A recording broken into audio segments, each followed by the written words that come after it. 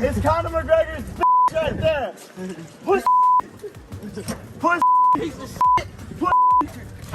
Dip. Push. The MMA community reacted to Jake Paul's drive-by balloon attack on Dillon Danis.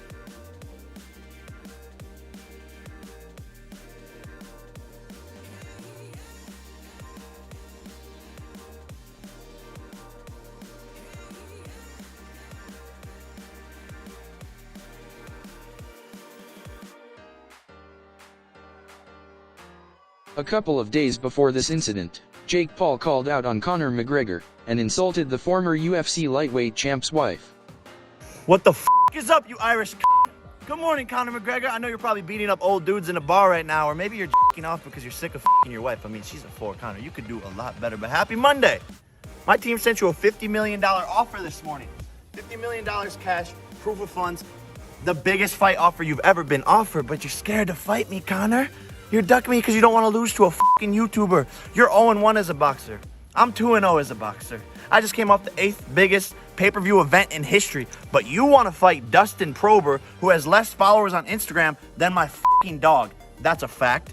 And Dana White, you're a fucking pussy too, you ugly fucking bald bitch. You said there's 0% chance of this fight happening, but there's 0% chance of you getting some fucking pussy. Conor, you're scared. Dana, you're scared. Sign the fucking contract, you idiots. Jesus fucking Christ. Irish bitch. Fuck these guys. On the percentage scale from 0 to 100, what are the chances that Jake Paul ever fights Conor McGregor? 0. Meanwhile, former UFC middleweight title contender, Yoel Romero signs up with Bellator. The soldier of God, Yoel Romero, has agreed to terms with Bellator, right? Last week, we had told you about the fact that he left the UFC, and I said on this show that Bellator and PFL weren't interested. Well, guess what? They weren't interested. And anyone who's tweeting me right now probably saying, oh, you were wrong, your sources were wrong, you should have listened to this guy or that guy. No, you're wrong.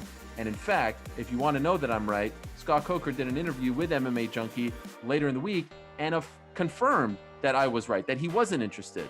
But 2 interesting things happened, DC, along the way. Number 1, Rumble Johnson signed with Bellator. We will get to him in a second as well. That's a new face at 205. Who saw that coming? And just think about the idea of Rumble Johnson, Yoel Romero going toe-to-toe at 205. And number 2, DC, I don't want to, blow smoke, but we got influence in this game. Look, those are great fights, but let's keep in mind, this is Yoel Romero's first fight at 205 pounds. In quite a while. We've never seen him at that weight in some time. So I'd like to get, some Joe Smith, some guy that perhaps we don't really know, not a Rumble, not a Corey Anderson. Just get a guy that will give him a little bit of a challenge just so he can get his feet wet, just so he can try out how the division feels, how 205 pound feels and all that. Training also at 205 pounds.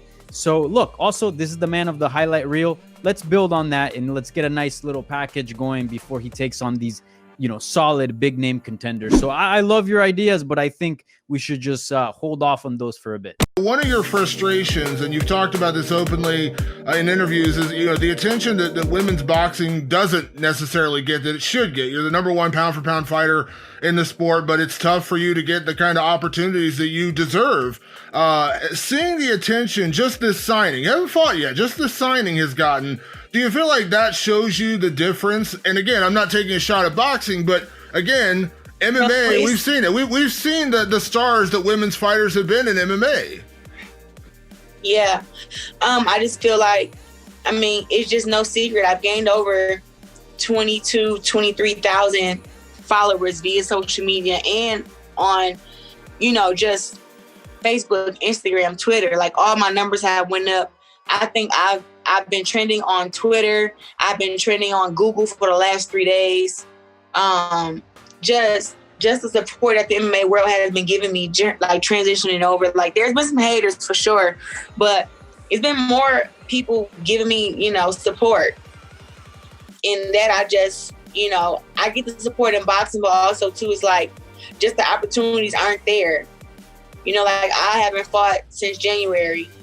And you see all the other guys fighting, all these small-time fighters who aren't world champions fighting. But these networks are giving me trouble about me being on the card. You know, are giving me problems and not treating me equally. And I'm not the only female who is going through this. There's a lot of girls in America who are going through this. Like right now, UK boxing is on fire with the women. But here in the US, since the coronavirus and even before then, it's just been like problems getting us on the cards. Like on every MMA card, you see women on the card. They don't have to be main event, you know, but you see women be main event, be co-main event, be the undercard. You just see women fighting. And in boxing in the USA, it has only, you know, you'll see me fighting on TV. You'll see Michaela Mayer fight on TV, and she's fighting for ESPN. But Premier Boxing Champions don't have not one female fighter signed to their stable. DAZN has all the girls, but over there up in the UK.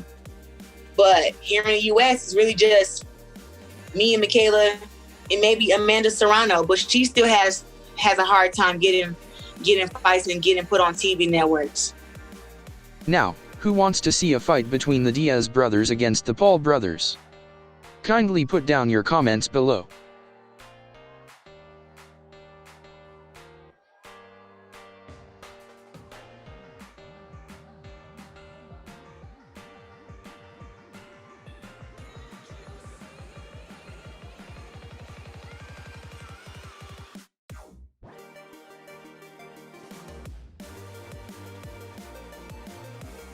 If you enjoyed watching this video, please click on the like, subscribe button, and the notification bell to support this channel, and receive notifications when we upload a new video.